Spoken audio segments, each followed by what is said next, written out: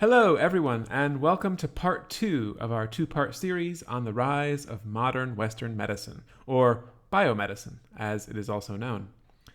If you'll recall, last week in class we talked about Paris medicine, the unique system of thought and practice that emerged in France during the late 18th century. As we learned, Paris medicine was born in the hospital, and it revolved around the use of new diagnostic technologies, like the stethoscope, routine postmortem dissection and autopsy, and the use of statistics to guide therapeutic interventions. These new techniques became incredibly popular and were quickly incorporated into medical practices all across the West. With Paris medicine, Europe took its first steps toward biomedicine. That journey continued in the second half of the 19th century, when a group of investigators, including Louis Pasteur and Robert Koch, took medical research out of the hospital and relocated it within the laboratory. Using the microscope, Pasteur, Koch, and their associates began to observe disease processes at the cellular level, and in doing so, they succeeded in identifying the causal agents of a number of infectious diseases, including gonorrhea, anthrax, typhoid fever, tuberculosis, cholera, diphtheria, bubonic plague, and syphilis. The successful isolation of these germs paved the road for a new field of scientific medicine, bacteriology. From the very beginning, bacteriology was guided by a series of procedures and rules formalized by Robert Koch. Known as Koch's postulates, these held that in order to establish a particular bacteria as the cause of a disease, investigators would have to satisfy 4 requirements. First, the bacteria in question had to be constantly present in diseased tissue. Second, the bacteria had to be isolated and grown in pure culture in a petri dish. Third, when injected into animals, the bacteria had to cause the disease being studied. And fourth, that bacteria had to be extracted from the animal and once again identified under the microscope. Powered by these principles, investigators developed a series of new diagnostic tests that allowed doctors to detect the presence of disease-causing bacteria in the body. While these advances did not translate into very many new therapeutic cures, the laboratory advances of the late 19th and early 20th centuries did give doctors a number of new, powerful diagnostic tools, and these quickly became the foundation for Western biomedicine. But how revolutionary was all of this, really? Did the bacteriological discoveries of the late 1800s thoroughly transform the way doctors thought about the causes of illness, or did earlier etiological ideas persist throughout this period? How widely were the new laboratory technologies of the era adopted in hospitals, clinics, and doctors' offices? And what impact did these have on pre-existing methods of diagnosis? And on a broader level, how did the transition from hospital medicine to laboratory medicine transform the doctor-patient relationship? How did bacteriology influence the way doctors thought about the sick? And what does all of this tell us about the social consequences of the era's so-called laboratory revolution? These are the questions I'd like to start addressing in this lecture. Perhaps the best place to begin is with tuberculosis. Throughout the 19th century, tuberculosis was responsible for more mortality than any other disease. Typically, the mortality from tuberculosis averaged around 300 per 100,000. Although only about 10% of those infected with the bacteria developed its active symptoms, roughly 80% of those who did died. Prior to the germ theory, the predominant view of tuberculosis was that it was a hereditary condition. That is to say, most doctors believed that TB was an inherited disease, something one got from one's parents. In addition to heredity, doctors believed that poverty, Poor climates, bad working and living conditions, and alcoholism also played a role in causing the disease. TB was generally seen as a disease of urban squalor, as something that primarily affected impoverished, low-wage factory workers. In 1882, Koch announced the discovery of the TB bacillus. After this, views about the causes of TB started to change, but earlier etiological theories persisted.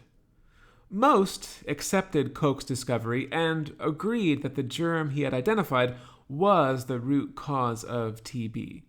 However, they believed that the germ itself was not a sufficient cause of the disease.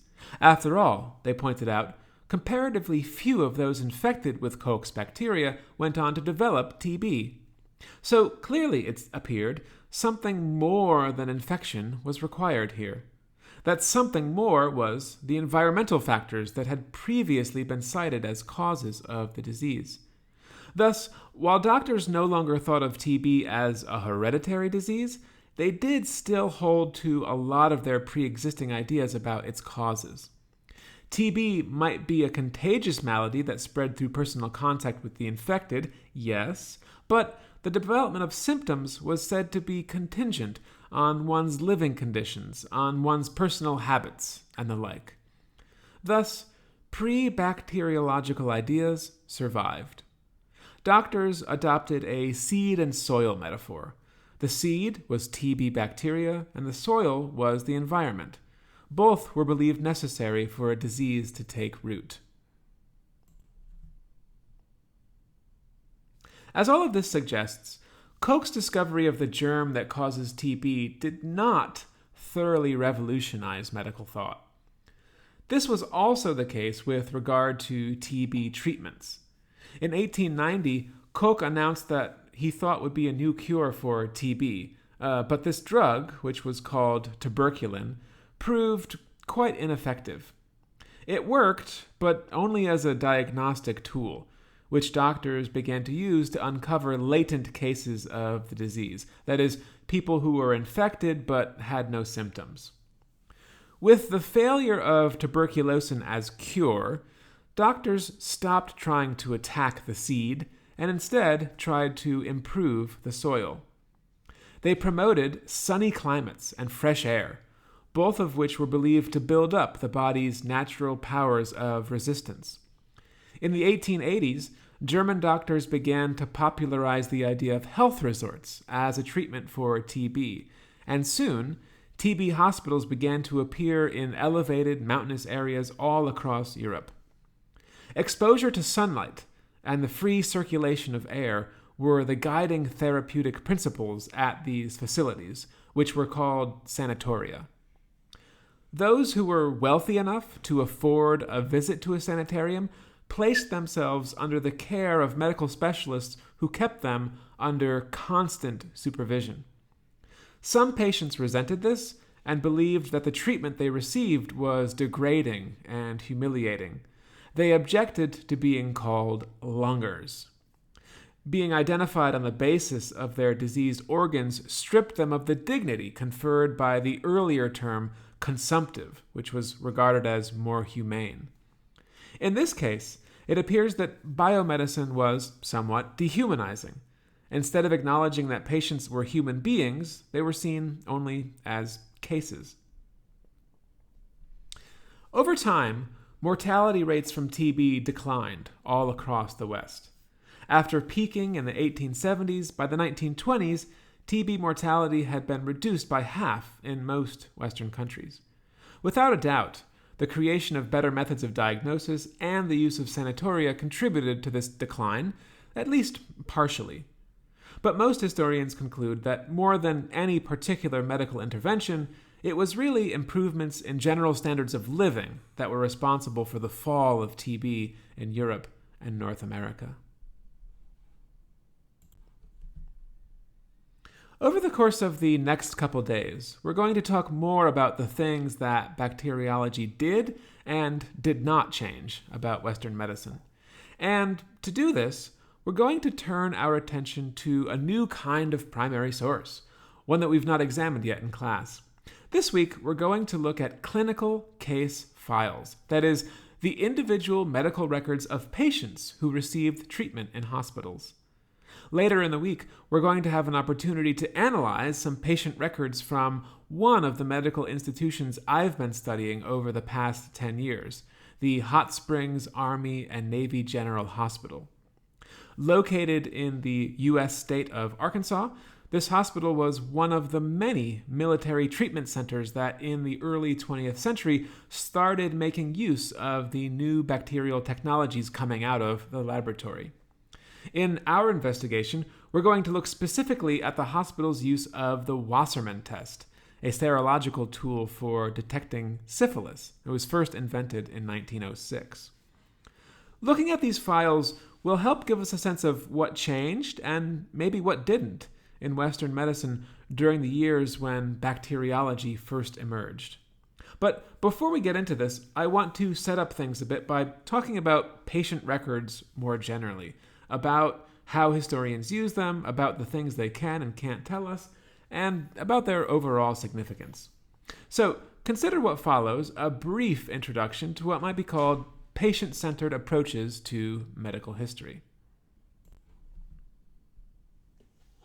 In starting this discussion off, I want to begin by saying that the use of clinical case files in medical history is a pretty new thing. Scholars only started making use of them beginning in the mid-1980s. This was a time when Western countries were vigorously debating the politics of healthcare, and in particular, the role that patients should play in policymaking. Patients' rights activists argued that patients were an ignored, underrepresented group, one that needed to be empowered and given a public role in decisions that affected their lives. Historians were actively involved in these debates, which inspired them to shine a light on patients in the past, including their interactions with doctors and hospitals, but also their social lives more generally.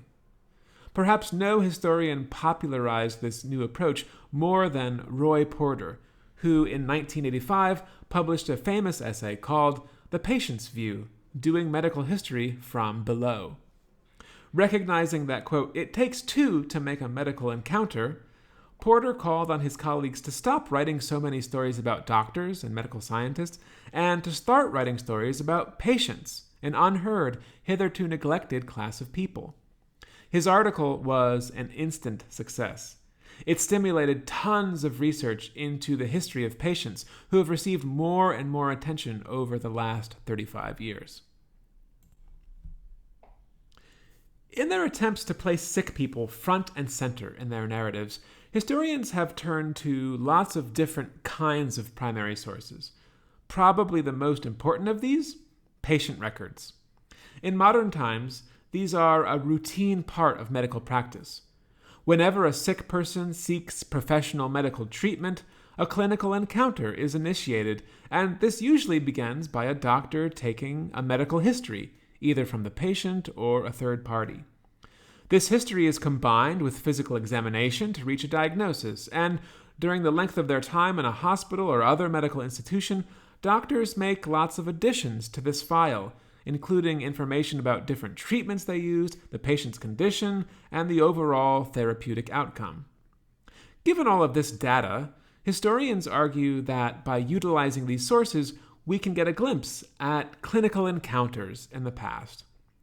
Patient records are seen as a way to reconstruct day-to-day clinical activities within hospitals or other medical settings, and to examine patients' experiences and their own illness narratives.